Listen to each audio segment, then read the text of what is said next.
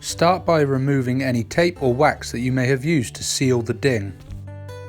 Remove any equipment that may get in your way.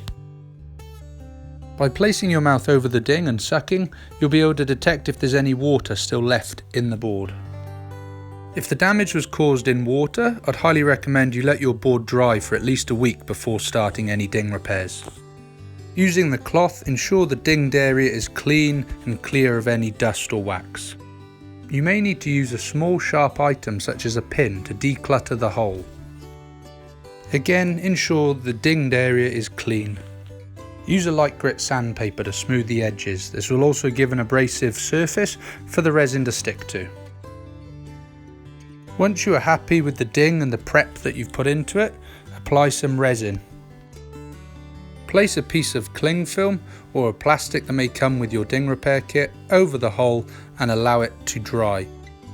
It will usually take at least 2 minutes for the resin to harden in direct sunlight. Peel away the plastic and inspect your work. You may wish to wipe up any residue.